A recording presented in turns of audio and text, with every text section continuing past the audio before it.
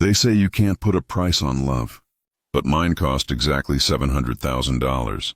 My pension, my future, everything I'd worked 42 years for. I thought my wife Linda was my peace after a lifetime of labor. Turns out she was just waiting for the deposit to clear. The time I found out she was wiring money to her business partner, she'd already drained our accounts and vanished like smoke. But this story isn't about loss. It's about what happens when a man who's got nothing left realizes that revenge doesn't cost a thing. I retired at 62. After 42 years working maintenance at the Ford plant, my hands were more steel than flesh. Every callus was a medal I never bragged about. And when the last paycheck came in, I told myself, "You've earned your peace, Tom." Linda and I had been married for 28 years by then. She was a quiet woman, graceful, organized, always humming some old country tune while she cooked.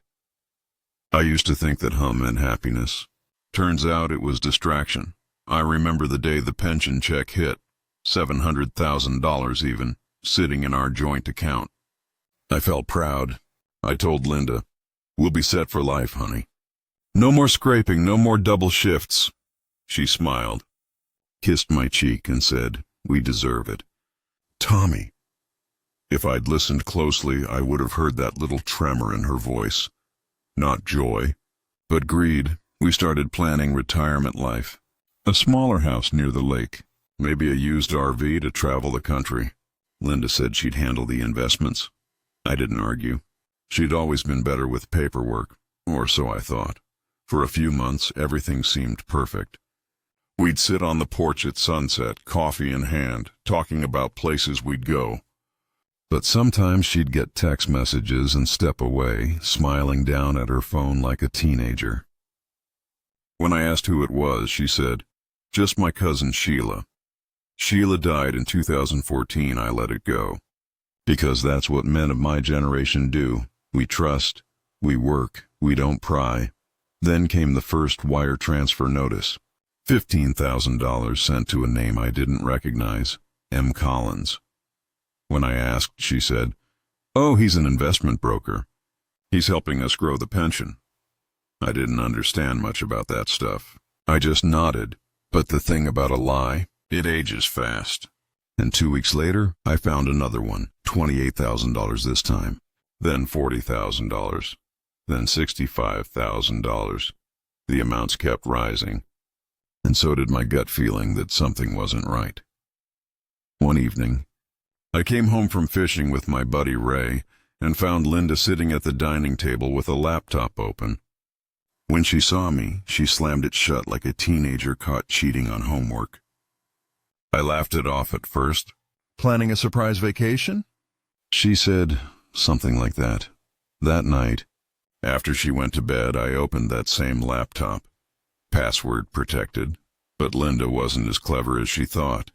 She used our wedding date for everything. When I got in, I didn't find a vacation plan. I found emails, hundreds of them, from Mark Collins, the man she called her broker. I scrolled for what felt like hours. The messages went back over a year. Love notes, photos, plans. One of them read, "Once he retires, we'll have everything we need. You just have to move it slowly, baby." My stomach dropped. That night, I sat on the edge of the bed watching her sleep, peaceful, like a child. And all I could think was, I built a life for this woman. She's using my sweat to buy her lover a future. I didn't confront her right away. I wanted to see how deep it went. Over the next few days, I quietly checked our bank statements. Every few days, another transfer. Another piece of my life disappearing. She was draining it slow enough to avoid alarms, but steady enough to clean us out in 6 months. I visited the bank the next morning. The manager confirmed it. Every wire was authorized from our joint account. Her signature, my name, legal, untouchable. When I got home, she was in the kitchen making her famous pot roast. She smiled like nothing happened. "Hey, honey, how was the bank?" I looked at her. Really looked, and for the first time, I saw her not as my wife, but as the thief she'd become. Fine, I said. Everything's in order. She kissed my cheek again, and I swear that kiss burned colder than ice. Weeks passed. I didn't sleep much. I kept pretending, playing the part, and in that time I learned something valuable. When you've been betrayed by the person you love most, the pain stops being sharp. It turns quiet, cold, precise. That's when you start planning. I spent 2 weeks researching Mark Collins. Turns out he wasn't a broker. He was a 2-time felon from Florida who'd served time for fraud. And Linda? She'd met him online. A financial empowerment group. I wanted to scream. Instead, I took notes. Then came the moment that changed everything. She told me she was going to visit her sister for the weekend. I said, "Sure thing, sweetheart. Take your time." The next morning, I called Ray and told him to bring his old camera. We followed her, not to her sister's, to a cabin 2 hours north, where Mark Collins was waiting. I didn't confront them then. I just watched from the car as she walked into his arms. He picked her up like some movie scene. That image carved itself into my mind like a scar. When she got home 2 days later, she smelled like expensive cologne and guilt. I said nothing. But in my heart something broke clean in half. That was the day Tom, the trusting husband, died. And the man who replaced him was colder, quieter, and infinitely more dangerous. When a man loses everything, people expect him to fall apart. But I didn't. I got quiet. I started to listen. And in that silence, I learned something about myself. I wasn't done yet. For 2 weeks after I saw Linda in that cabin, I played dumb. I still made her coffee, still kissed her forehead goodnight, still smiled when she talked about family visits. It wasn't forgiveness. It was camouflage. Every man has his skill. Mine was paying attention. I'd spent 40 years fixing engines, wiring systems, and watching for small things that could cause big breakdowns. And right now, Linda was my broken system. The first move. The quiet separation. The first thing I did was move my remaining savings, about $60,000, into a private account under my name. I told her it was for tax purposes. She didn't even blink. She was too busy wiring what was left of our pension into her lover's hands. I also visited my buddy Ray, the one who helped me track her earlier. He'd worked part-time as a private investigator after retirement. When I told him everything, he didn't say a word for a full minute.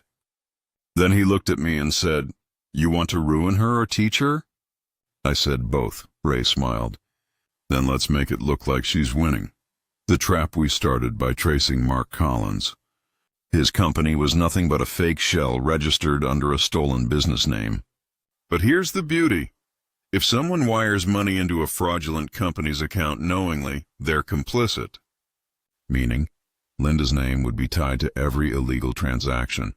So I printed every statement, every email, every photo. I built a folder thicker than a Bible. Evidence of fraud, theft, and infidelity. Then I played the long game. I began talking about new investments, acting curious, even excited. She lit up like a kid, said, "Tommy, I can connect you with Mark. He knows how to double our money." Perfect. I met Mark Collins for the first time 2 weeks later at a little diner off the highway. He showed up in sunglasses, slick hair, and that fake confidence you can smell from a mile away. He extended his hand. "Good to meet you, Tom. I've heard a lot about you." I shook it. "Same here," and in that moment, I knew this man had no idea who he was dealing with. He pitched me some nonsense about crypto opportunities and asset flipping. I nodded along, pretending I didn't understand. Inside, I was memorizing every detail. His phone, his license plate, his signature on the check he showed me. After lunch, I told Linda, "He seemed sharp." She smiled, relieved. "See, I told you he's a genius," I smiled back, because that was the last compliment I'd ever give her. The legal netray helped me contact a lawyer who specialized in financial crimes. We didn't go to the police yet, not until everything was airtight. Instead, we set up what Ray called a mirror account. It looked identical to our joint bank account online. Same balance, same logo, same design, but every transfer went straight to a hidden holding account in my name. Ray's nephew was a software engineer. For $2,000 and a bottle of whiskey, he made it happen. Now, every time Linda thought she was wiring money to Mark, it was coming right back to me. And I let her do it. For months, the false freedom one night, over dinner, she said, "Tom, I know you've been patient, but soon we'll be set." "Mark's working on something big." I nodded, chewing my steak slowly. "Good, I trust you." She smiled, and that same smile that used to melt me. Now it just made my stomach turn. Over the next few weeks, she got bolder. She transferred another $50,000, then $75,000, all of it going right into the mirror account. She even joked once, "You'll thank me when we're millionaires." I said, "Oh, I already do, honey." The fall begins by August. The balance in the real account was nearly zero. Linda started to panic. Mark, on the other hand, had no clue his income was drying up. He started pressuring her. "Where's the rest?" "You said the pension was bigger than this." She'd reply, "I'm getting it. He just needs time." Meanwhile, I was talking to the lawyer every week, documenting everything. Emails, call logs, timestamps, all showing she was willingly transferring funds to a convicted fraudster. In the eyes of the law, that made her not a victim, but an accomplice. That was the beauty of it. I wasn't taking revenge illegally. I was simply letting her hang herself with the rope she bought. The envelope one morning, I left an unmarked envelope on her car seat. Inside was a photo of her and Mark at the cabin, the one Ray took. No note, no explanation, just the truth staring back at her. That evening, she came home pale, shaking. "Tom, did you see this?" I looked up from my coffee. "Yeah, crazy world, huh?" She stammered. "I can explain." I cut her off. "You don't have to." I already did, her eyes filled with tears, but not regret, fear. And that's when I knew I had her exactly where I wanted her. The quiet goodbye. The next week I filed for divorce. But not before I did one last thing. I called Mark Collins myself. Told him I was aware of every transfer, every fraud, every message. He tried to deny it until I said, "Funny thing, Mark, I'm recording this call, and I've already sent copies to the State Fraud Division." He hung up. 2 weeks later, his company vanished from the registry. He ran. Linda tried to follow, but I'd already frozen every joint asset under investigation. Her cards? Declined. Her car? Repossessed. Her name? Flagged for financial review. When she called me crying, saying, "You ruined me," I said, "No, Linda, you ruined yourself." I just watched, and I meant it. She left town a month later. I heard from Ray that she was renting a room in some rundown motel on the outskirts of Tulsa. Mark never came for her. I, on the other hand, bought a small cabin by the lake. Not the one she dreamed of. One better. Quiet. Peaceful. Mine. Sometimes I sit on the porch with a beer in hand and think about how she looked the night she realized she lost everything. And I can't help but smile, because revenge doesn't always need blood. Sometimes it just needs patience and paperwork. I didn't hear from Linda for nearly 2 months after she left. The house felt quieter, but not empty, just cleaner, lighter, like the air had finally learned how to breathe again. I still woke up early, made my coffee the same way, read the paper out of habit, but the silence that used to sting now felt like a reward. It was peace I had built from her chaos. One morning, while I was fixing a loose door hinge, the phone rang. The number looked familiar, but I couldn't place it. I answered anyway. Her voice was soft, almost unrecognizable. "Tom," she said, "please don't hang up." I didn't. Not out of kindness, just curiosity. She told me she was in trouble. Her accounts were frozen, her credit cards declined, and the police had called her for questioning. Apparently, the fraud investigation had caught up faster than I expected. I stayed quiet while she talked, pacing in circles, explaining how Mark disappeared, how she didn't know what was happening. She said she was scared.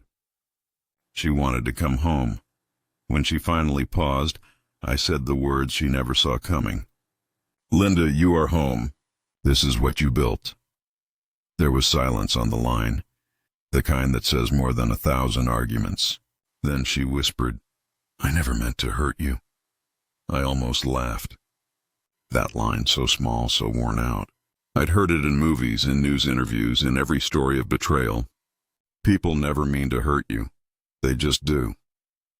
A week later, I got a letter from her lawyer. She wanted half of what was left from our shared assets. I smiled reading it. There was nothing left to take. Everything was already gone, documented, secured, or reclaimed. I sent back a single page in response, a list of the accounts, the transfers, and copies of her emails to Mark. At the bottom I wrote, "Be careful what you wish for. You might just get it in evidence form." 2 days later, the same lawyer called to say she'd withdrawn her petition. Around that time, the state investigator reached out to me. They wanted a statement about the fraudulent transfers. I gave them everything, dates, screenshots, statements. The man nodded, impressed, said it was one of the cleanest case files he'd seen. I told him I had 40 years of practice fixing broken systems. He smiled and said, "You fixed this one real good." By the end of that month, Linda was officially listed as a cooperating witness, but her record was tarnished. She wasn't charged, but she wasn't clean either. The fraud made the local paper. Her name wasn't printed, but everyone who knew her knew. Small towns don't forget that kind of shame. One night, maybe 6 months after it all went down, I found an envelope in my mailbox. No return address, no note, just a small photo. It was a picture of her, sitting at a diner alone, staring out the window. Someone must have taken it without her knowing. Maybe Ray, maybe no one I'll ever find out. But that picture said everything. Regret, emptiness. A woman who finally realized money can't fill the space left by the people you destroy. I burned that photo in the fireplace. Not out of hate, out of closure. People ask me sometimes, how does it feel? Winning? Getting revenge? The truth is, it doesn't feel like winning. It feels like balance. Like something heavy you carried for too long finally sets itself down. I still think of her sometimes. Not with love, not even with anger, just with memory. The kind of memory that reminds you to never trust someone who smiles too easily when money's involved. I spent my next year quietly. Bought that small cabin near the lake, the one she used to talk about but never earned. I fixed it up with my own hands. Every nail, every board, every quiet morning I built back the man she tried to erase. Then one evening I got a message from an unknown number. It said, "He's gone, Mark. They found him." I looked it up. Sure enough, there it was, local paper in Florida. "Con man found dead in motel. They said it was heart failure, but I didn't believe it." Men like him die in debt to someone, not by accident. I poured myself a drink, sat by the window, and watched the lake go still under the sunset. It hit me then. This was the end. Not the kind you celebrate, but the kind you respect. Linda vanished from the map after that. No address, no updates, no whispers. Maybe she changed her name. Maybe she didn't. I never looked. The best revenge isn't what you do. It's how well you walk away when you're done. I sold the old house, kept the cabin, and started fresh. Some nights, when the wind blows through the trees, I hear her voice again. Soft, lying, familiar. But then I remember, that's just the past calling. And I've already answered. A year has passed since it all happened. Sometimes it feels like yesterday. Sometimes like it happened to another man entirely. I still wake up early, still drink my coffee black, still stare out at the lake before the sun touches it.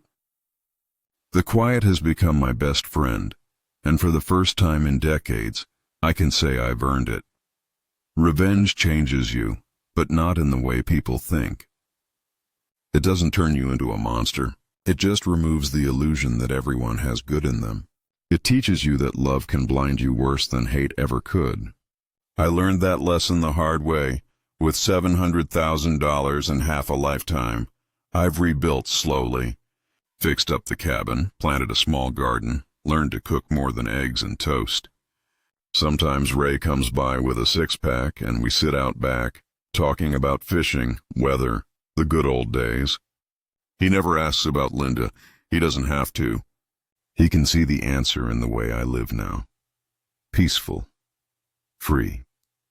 Every once in a while, I still get mail meant for her. Old catalogs, letters from charities she supported, things that pretend she still exists in this house. I don't throw them away. I burn them one by one like small pieces of her ghost. You know they say the best revenge is living well. I don't completely agree. Living well is part of it. But the best revenge is knowing they live with what they did. I know Linda does. Somewhere out there, she wakes up every morning remembering the man she betrayed and the life she threw away. And I hope she remembers that she didn't lose money. She lost the only person who would have forgiven her. I never remarried. Not because I don't believe in love, but because once you've seen what betrayal looks like in its truest form, you stop looking for something to fill the space. You learn to fill it yourself. Now when I sit on my porch at night and watch the lake catch the last of the light, I feel something I never thought I'd feel again. Contentment. It's not loud. It's not dramatic. It's quiet, steady, honest. The kind that doesn't need anyone else to make it real. If you're listening to this and you've ever been betrayed by a partner, a friend, anyone, you know that kind of pain. It doesn't go away easy. But take it from me. You don't have to destroy them to win. You just have to outlive them, outlast them, and let the truth do the rest. Because in the end, truth doesn't just set you free. It buries them quietly, one sleepless night at a time. That's my story. The story of how I lost $700,000, my wife, and my past, but found myself again. If you've made it this far, it means you understand what I mean when I say revenge isn't anger. It's clarity. And maybe that's worth more than the money ever was. If this story hit close to home, do me a favor. Hit that like button if you've ever been betrayed. You'll comment "Justice served" if you believe every lie deserves its truth. Share this story with someone who needs to hear it. And subscribe for more real stories of revenge, redemption, and the cold lessons life teaches us when love turns into a weapon. Because sometimes, the only way to win is to stop playing their game.